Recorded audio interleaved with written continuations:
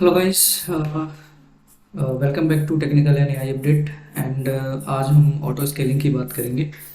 तो AWS service में auto scaling क्या होती है और कैसे काम करता है, उसके बारे में हम बात करेंगे। बट उससे पहले हम थोड़ा सा इसे समझ लेते हैं कि ऑटो स्केलिंग ग्रुप होता क्या है और ये कैसे काम करता है। तो गाइस, इसको हम समझने के लिए ऑटो स्केलिंग ग्रुप, गाइस, ये भी लोड बैलेंसर पे ही काम करता है। और इसे कैसे एडोडस में क्रिएट करेंगे वो भी मैं बताऊंगा, और इसके क्या क्या फंक्शन होते हैं वो भी मैं आपको आज बताऊंगा। तो पहले हम देख लेते हैं इसका छोटा सा एक ग्राफ कि ऑटो स्केलिंग कैसे काम करता है और इसे हम किस तरीके से समझ सकते हैं। तो ऑटो स्केलिंग के लिए सपोज ये मेरे सर्वर्स हैं, ये मेरे सर्वर्स हैं, और ये मेरा VPC है। VPC में ये मेरा लोड बैलेंसर है, और सॉरी सेलेक्टेड है। ये मेरा ऑटो स्केलिंग ग्रुप है।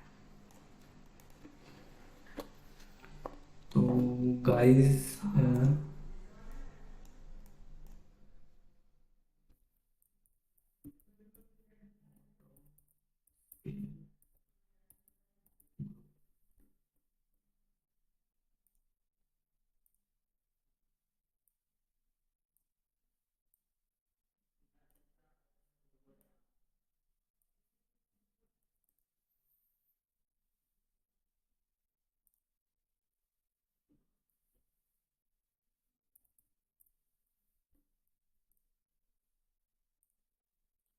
ये मेरा ऑटो स्केलिंग ग्रुप है गाइड्स। ये मेरा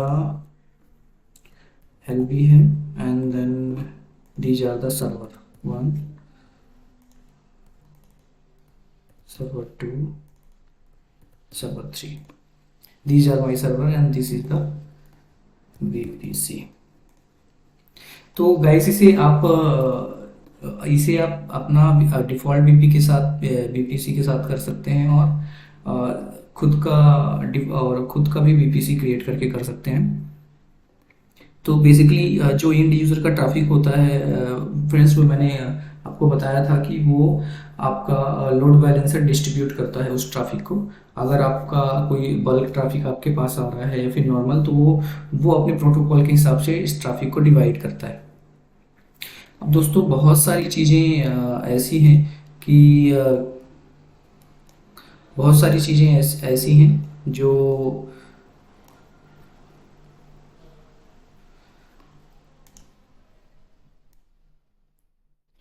बहुत सारी चीज़ें ऐसी हैं जो क्या कहते हैं, बहुत सर्विस, जब इसमें जब एंड यूज़र इसमें हिट करता है, तो सर्वर की एक कैपेसिटी होती है कि वो सर्वर कितना लोड ले सकता है। अगर हम बात करें गाइस की, सपोज मेरे पास मान लीजिए 5,000 मेरे पास यूज़र हैं। अगर मेरे पास 5,000 यूज़र हैं फ्रेंड, तो 5,000 यूज़र में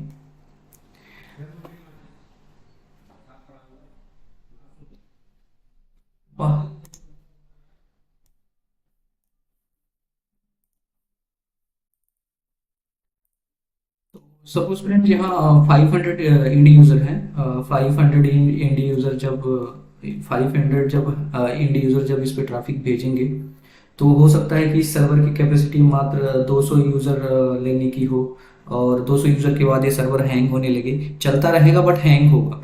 तो ये देखेगा, LB देखेगा फ्रेंड कि ये हेल्दी तो है, तो इस ट्रैफिक इस पे आता रहेगा, लेकिन इसकी एक कैपेसिटी होगी, उस कैपेसिटी के बाद ये प्रॉब्लम करेगा। तो फ्रेंड्स, हमें ऑटो स्केलिंग एक लॉजिकल ग्रुप है, और हमें ऐसी फ्लेक्सिबिलिटी, ऐसी सर्विस प्रोवाइड करता है जिससे ये ऑटोमेटिक, अगर इस सर्वर का लोड डिफाइंड कैपेसिटी से ज़्यादा होता है, तो ये यहाँ पे एक ये नया सर्वर यहाँ पे खड़ा कर देगा और ऑटोमेटिक ट्रैफिक, इससे ट्रैफिक यहाँ पे जाने लगेगा। तो ये प्रिडिक्टिव होगा फ्रेंड्स। ये जो कैपेटेरिया, जो क्राइटेरिया आप डिसाइड करोगे आप अपने क्रिएट करते समय, जो डिज़ायर कैपेसिटी आप दोगे इसको, जो थ्रेशोल्ड इसमें दोगे टेम्पलेट में, वो टेम्पलेट के बाद अगर उस कैपेसिटी के बियॉन्ड जाता है तो वो एक नया सर्वर यहाँ पे क्रिएट कर देगा और ये ऑटोमेटिक क्रिएट होगा फ्रेंड। और जैसे ही आपका ये सर्वर की कैपेसिटी वो आप जो इसमें डिसाइड लॉन्च टेम्पलेट में किया हुआ होगा आपने, वो जैसे ही मैच करेगा ये ऑटोमेटिक शट डाउन हो जाएगा। ये ऑटोमेटिक शट डाउन हो जाएगा और वापस आपके जो डिजायर्ड कैपेसिटी होगी उसमें आ जाएगा। तो फ्रेंड, हमें ऑटो स्केलिंग हमें एक ऐसी सर्विस देता है जो जो एज अ लॉजिकल ग्रुप के तहत हमें ऑटोमेटिक सिस्टम जनरेशन और ऑटोमेटिक सिस्टम शटडाउन का फीचर ये हमें प्रोवाइड करता है, जिससे हमारे सर्वर की परफॉर्मेंस बनी रहे। और तो हम auto scaling friend two types होती हैं, एक होती है हॉरिजेंटल और एक होती है वर्टिकल। इसे हम इस तरह से समझ सकते हैं फ्रेंड। सपोज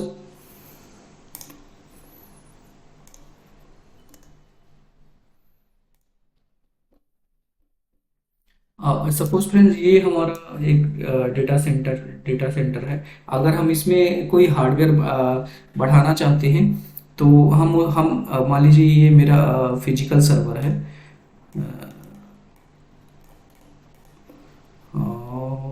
ठीक है, और मान लीजिए ये मेरा फिजिकल सर्वर है। अब ये सर्वर में मैं इसमें इसकी कॉन्फ़िगरेशन, मैं इसमें रैम लगा के, हार्ड ड्राइव लगा के मैं इसकी कॉन्फ़िगरेशन को बढ़ा सकता हूँ। बट जो हमारा ऑटो स्केलिंग फीचर है वो इसको हमारा AWS जो क्लाउड है वो इसको सपोर्ट नहीं करता। हम ऑटो स्केलिंग करेंगे तो इसके पैरेलल वो एक नया सर्वर बनाएगा फ्रेंड, वो एक नया सर्वर बनाएगा जो कि कुछ इस तरह होगा। ये यहाँ एक नया बना देगा।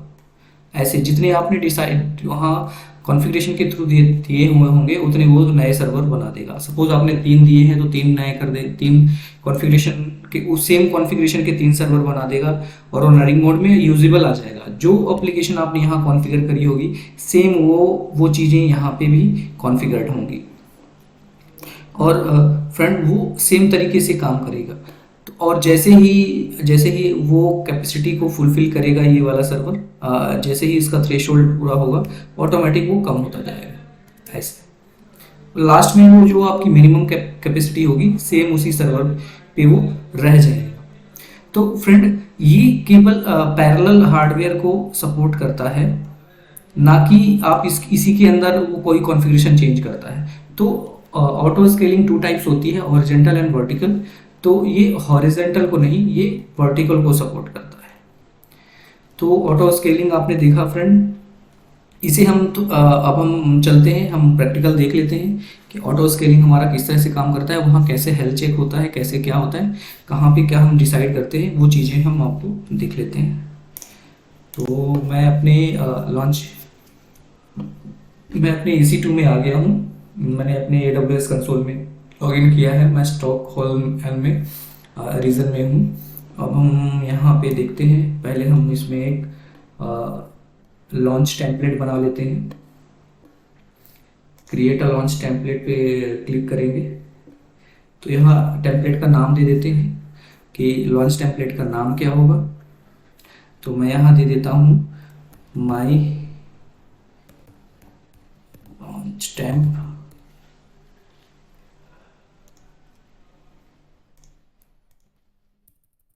माई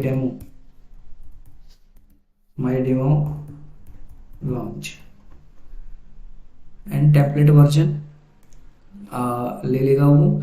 एंड ऑटो स्केलिंग गाइडेंस जो भी हो वो दे सकते हैं फ्रेंड, बट मैं डिफ़ॉल्ट के साथ जा रहा हूँ। अभी मैंने ऐसा कोई नहीं दिया। सोर्स टेम्पलेट कोई है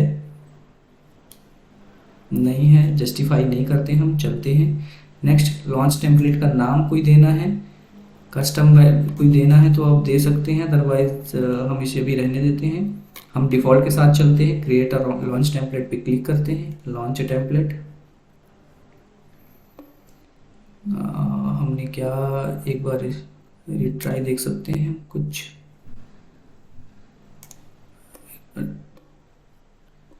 launch a template name, provide auto scaling.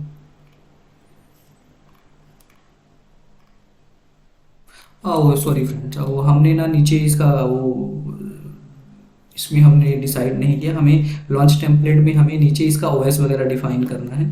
तो मैं, हाँ, इंस्टेंस टाइप कैसा होगा हमारा, हम देखते हैं किसके लिए एलिजिबल है। हम T3 माइक्रो ले लेते हैं, जिसमें उबुंटू क्या कहते हैं 2 GB CPU है, 1 GB मेमोरी है।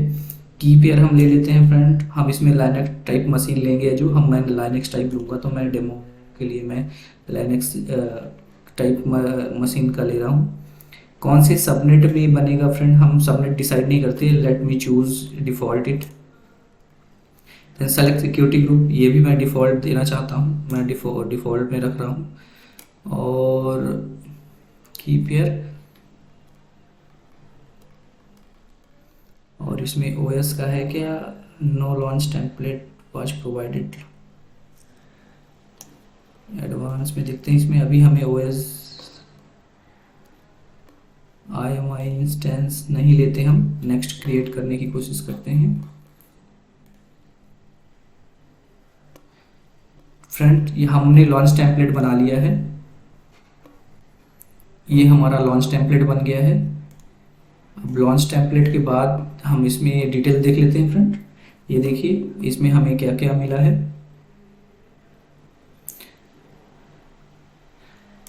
ये देखिए, हमारे लॉन्च टेम्पलेट की आईडी ये है, टेम्पलेट का नाम है, डिफ़ॉल्ट वर्जन 1 है, ऑनर इसका ये है रूट।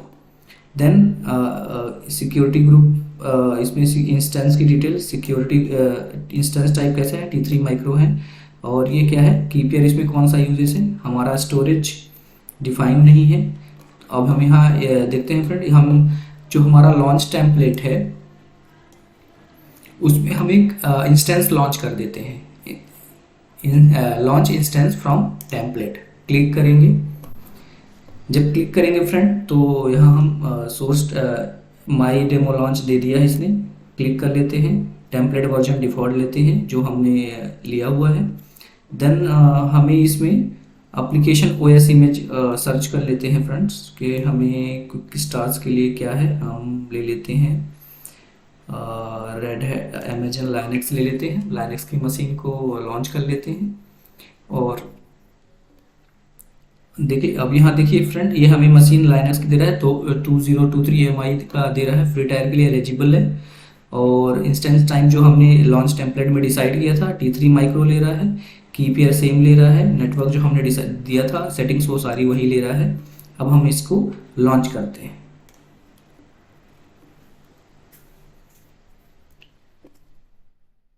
View launch. अब हम EC2 में हम देख लेते हैं फ्रेंड्स कि हमारा मशीन आया कि नहीं आया। ये देखिए फ्रेंड्स, हमारी जो हमने लॉन्च टेम्पलेट बनाया था उसके थ्रू हमने मशीन को लॉन्च किया है। मशीन को का इंस्टेंस रेडी कर रहे हैं। ये देखिए, इसकी चाहे तो हम यहाँ डिटेल चेक कर सकते हैं। जैसे इस पे आप क्लिक करोगे, इसको पब्लिक IP ये मिली है, इसकी प्राइवेट IP। देन ये कौन सी BPC के अंदर बना है, डिफ़ॉल्ट BPC के अंदर बना है। और डिफ़ॉल्ट BPC के बाद इसका ये पब्लिक IP है। अब फ्रेंड, हम एक बार इसे फुल फ्लैश देख लेते हैं कि इससे अब रेडी हो चुका है। रेडी हो जाएगा फ्रेंड, फिर इसके बाद हमें इसकी ऑटो स्केलिंग ग्रुप बनाना पड़ेगा। जो ऑटो स्केलिंग ग्रुप हम बनाएंगे उसमें हम काफ़ी सारी चीज़ों को डिफाइन करेंगे कि लॉन्च ऑटो स्केलिंग ग्रुप में कितने सर्वर्स मिनिमम होने चाहिए, कितने मैक्सिमम होने चाहिए, उसका थ्रेशोल्ड कितना होना चाहिए। थ्रेशोल्ड का मतलब फ्रेंड कि कितनी यूटिलाइजेशन के बाद नया सर्वर क्रिएट होना चाहिए। और आप देखेंगे कि उतने यूटिलाइजेशन के बाद यहाँ ऑटोमेटिक मैं कोई लॉन्च नहीं करूँगा, कोई मशीन लॉन्च नहीं करूँगा, ऑटोमेटिक यहाँ लॉन्च हो जाएगी वो मशीन।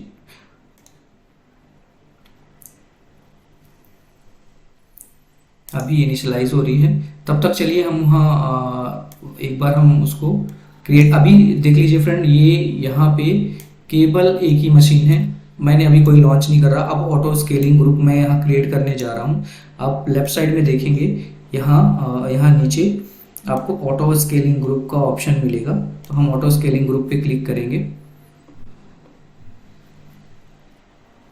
अब यहाँ देखिए अमेजन EC2 ऑटो स्केलिंग। अब यहाँ ऑटो स्केलिंग ग्रुप हम यहाँ क्रिएट करते हैं, create auto scaling group. Auto scaling group का नाम दे देते हैं। यहाँ देखिए 1 to 7 स्टेप हैं इस ऑटो स्केलिंग ग्रुप को क्रिएट करने के लिए, तो हम यहाँ दे देते हैं माई डेमो ऑटो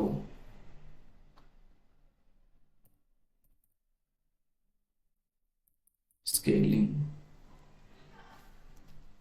माई डेमो डैश ऑटो स्केलिंग दे देते हैं हम इसको।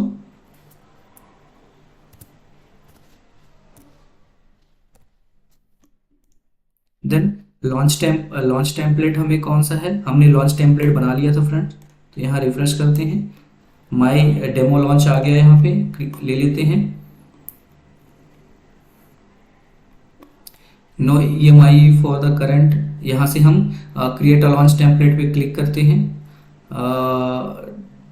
Create a launch template version click करते हैं।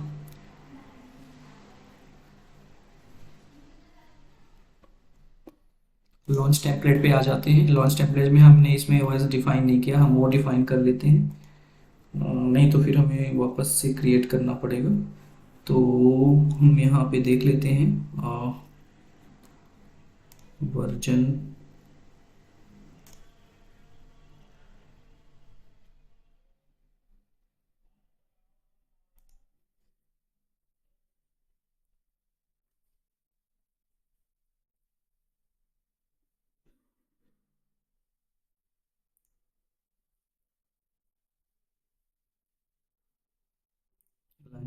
सेलेक्ट किया, eligible for free tyre,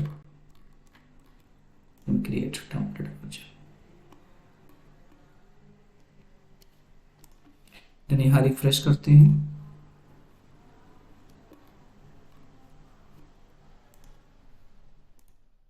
demo launch create ही कर लेते हैं फ्रंट एक,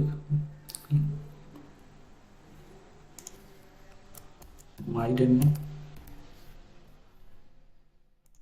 then auto scaling, source of template, my demo launch, then default,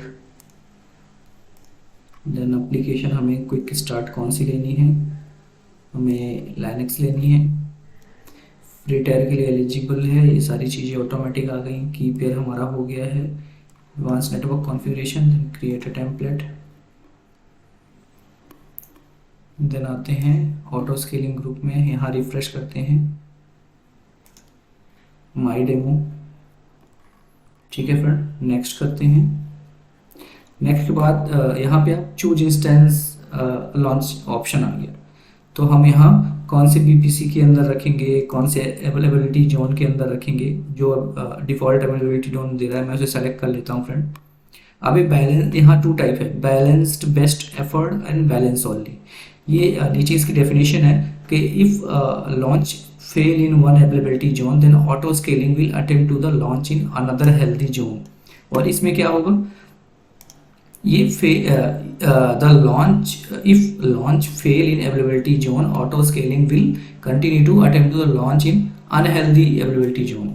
मतलब ये सेम जोन में ही ट्राई करेगा उसे लॉन्च करने के लिए अगर आपका इंस्टेंस फेल होता है, बट ये क्या करेगा, बेस्ट एफर्ट लगाएगा, और अगर एक अवेलेबिलिटी जोन में आपका इंस्टेंस फेल हो रहा है लॉन्च होने में, तो ये नेक्स्ट अवेलेबिलिटी जोन में चेक करेगा कि क्या हम वहाँ उसको लॉन्च कर पा रहे हैं, तो वो चीज़ें यहाँ पे चेक करेगा। तो ये चीज़ आप यहाँ से डिसाइड कर सकते हैं फ्रेंड। देन आप नेक्स्ट पे क्लिक करेंगे। देन मैंने कहा था फ्रेंड, इसे विदाउट लोड बैलेंसर नहीं कर सकते हैं, तो यहाँ पे अगर नोड लोड बैलेंसर सेलेक्ट करेंगे तो ऑटोमेटिकली लोड बैलेंसर क्रिएट कर देगा। आप चाहते हैं तो वहाँ से एग्जिस्टिंग ले सकते हैं, या अटैच टू अ न्यू कोई आपने पहले से उसमें है तो आप यहाँ से क्लिक करके उसे दे सकते हैं। Select a BPC lattice service to attach दे सकते हैं यहाँ पे। एंड एप्लीकेशन रिकवरी वगैरह मैं भी इसमें कोई छेड़खानी नहीं करता हूँ, मैं डिफ़ॉल्ट के साथ चलता हूँ। तो मैं यहाँ नेक्स्ट करता हूँ।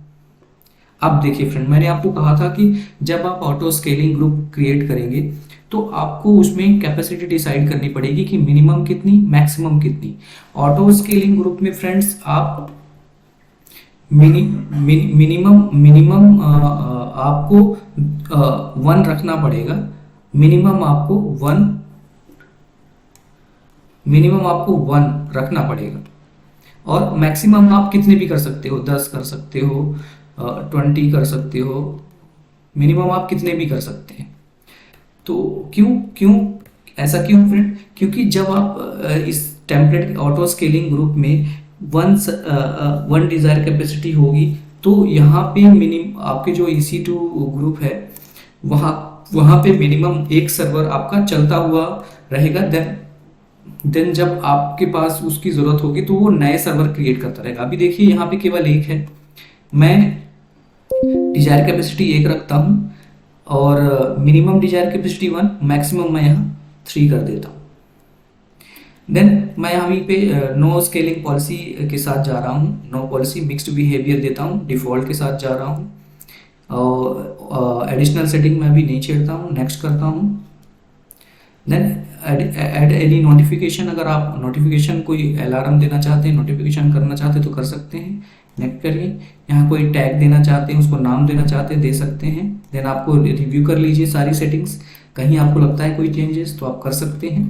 देन आप इसे क्रिएट ऑटो स्केलिंग ग्रुप करेंगे।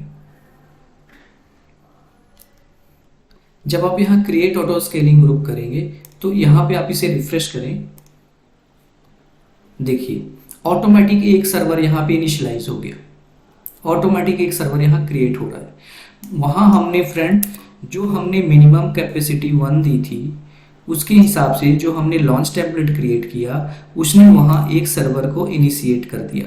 अब ये 1 सर्वर यहाँ पे रेडी मोड में रहेगा और आप जैसे ही वो सर्वर रेडी होगा और इस पे डिफाइंड कैपेसिटी से ज़्यादा लोड होगा तो ऑटोमेटिक एक और सर्वर यहाँ पे क्रिएट हो जाएगा। देखिए फ्रेंड, ये हमने लॉन्च टेम्पलेट से बनाया था और जब हमने ऑटो स्केलिंग ग्रुप क्रिएट किया तो हमने मिनिमम डिज़ायर कैपेसिटी 1 दी तो उसने एक सर्वर और क्रिएट कर दिया। हम इसकी देख लीजिए, हम इसको दिखाते हैं एक बार आपको। देखिए डिजायर कैपेसिटी आपकी 1 है, मतलब 1 तो चलेगा ही चलेगा, लेकिन जब स्केलिंग की ज़रूरत पड़ेगी तो ये मैक्सिमम 3 सर्वर तक कर सकता है और मिनिमम 1 रहेगा। 1 से ये 0 नहीं होगा। कभी भी आप ऑटो स्केलिंग ग्रुप क्रिएट करेंगे गाइस तो इसमें मिनिमम कैपेसिटी एक सर्वर आपकी 1 रहेगा और मैक्सिमम जितना आप डिसाइड करोगे 3, 4, 5, 6 as per the your organisation की तो वो उतने क्रिएट कर देगा। अब इससे फ़ायदा क्या होता है फ्रेंड्स? सपोज आपका कोई ऐसा ऑर्गेनाइजेशन है जो जिसमें बहुत सारा डेटा है। सपोज आप फ्लिपकार्ट है, आप फ्लिपकार्ट है, आपकी शॉपिंग साइट है, यहाँ बहुत सारे आपके यूज़र्स हैं। वो यूज़र और आपने कोई सेल लगा दी। अब ये जब आप सेल लगाएंगे तो आपके पास बल्क यूज़र आएंगे, तो जो आपका करंट इंफ्रास्ट्रक्चर है, अगर आप थोड़े समय के लिए आप कहीं से परमानेंट हार्डवेयर खरीदेंगे और उसमें इम्प्लीमेंट करेंगे और उसे इंस्टॉल करेंगे तो बहुत ज़्यादा कॉस्टली पड़ेगा। तो हम इसमें करते क्या है फ्रेंड कि हमारी कैपेसिटी मान लीजिए आज हमने मान लो सेल चालू कर दी और हमारे पास बहुत सारे बल्क में यूज़र आ गए, 1,00,000-2,00,000 यूज़र आ गए, तो मेरे अगर 2 सर्वर होंगे तो ये 2 या 4 सर्वर बैठ जाएगा। लेकिन अगर हमने ऑटो स्केलिंग कर रखी है तो जैसे ही इन पे लोड इंक्रीज होगा ऑटोमेटिक हमारे पास ये सारे सर्वर ऑन हो जाएंगे, तो हमारा जो लोड है वो डिवाइड हो जाएगा और लोड डिवाइड होने के चक्कर में हमारी एप्लीकेशन भी सही चलेगी और हमारे सर्वर पे उतना ज़्यादा बर्डन भी नहीं पड़ेगा। और जैसे ही हमारा लोड कम होता जाएगा सर्वर ऑटोमेटिक शट डाउन होते जाएंगे और लास्ट में जो आपकी डिज़ायर कैपेसिटी है वो लास्ट में 1 रह जाएगी। तो इसलिए हम ऑटो स्केलिंग यूज़ करते हैं फ्रेंड। अब हम यहाँ एक बार EC2 इंस्टेंस में देख लेते हैं ये रेडी हुआ कि नहीं हुआ।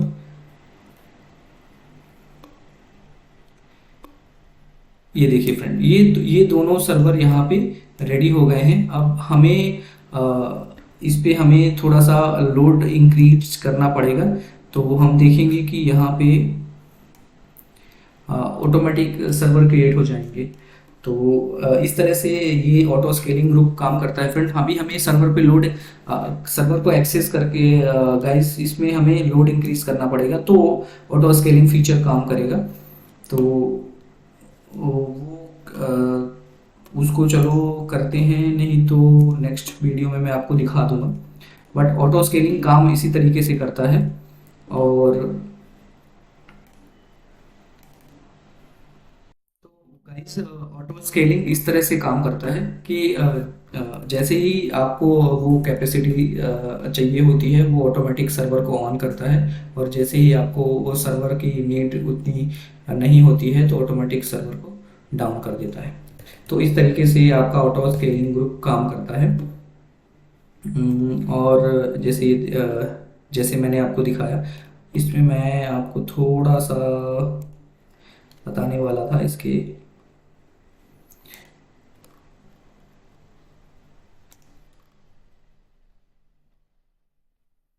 वर्जन के बारे में, कि इसमें कौन सा वर्जन काम करता है। इसने यहाँ हमें डिफ़ॉल्ट वर्जन ही दिया है फ्रेंड्स, ऐसा टाइम जोन है और क्रिएटेड बाय दिया है। तो कोई बात नहीं फ्रेंड्स, हमने इस लेक्चर में ये देखा कि हम किस तरीके से लॉन्च टेम्पलेट को क्रिएट करते हैं, किस तरीके से हम ऑटो स्केलिंग ग्रुप क्रिएट करते हैं, और वो ऑटो स्केलिंग ग्रुप कैसे काम करता है, वो चीज़ें हमने इस पे देखा है फ्रेंड्स। तो चलो नेक्स्ट मिलते हैं हम नेक्स्ट वीडियो में, जिसमें हम नेक्स्ट वीडियो में हम ये भी देखेंगे कि हम हमारे AWS किस किस तरह का स्टोरेज प्रोवाइड करता है, और वो स्टोरेज कैसे काम करते हैं और किस पर्पज़ के लिए होते हैं। तो नेक्स्ट वीडियो आपका थोड़ा बड़ा होने वाला है, जिसे मैं हो सकता है पार्ट में लेके आऊँ। और हाँ, ये देखिए फ्रेंड्स, ये आप यहाँ पे हेल्थ चेक भी इसका देख सकते हैं, और हेल्थ चेक का पीरियड क्या है, यहाँ उसको आप कम ज़्यादा कर सकते हैं हेल्थ चेक का। सपोज हम इसको हेल्थ चेक का पीरियड हम यहाँ कम कर देते हैं, 3 सेकेंड्स कर देते हैं। और turn on EBS health check volume नहीं देते हैं, हम नॉर्मल दे देते हैं। हेल्थ ऑलवेज इनेबल, अपडेट करके देखते हैं।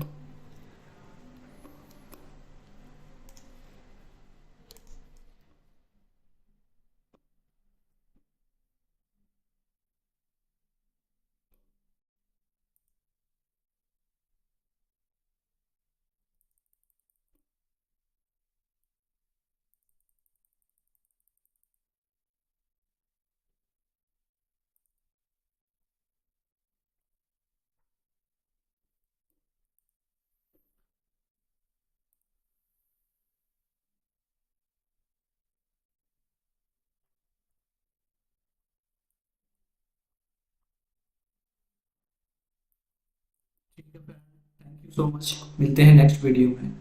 Thank you.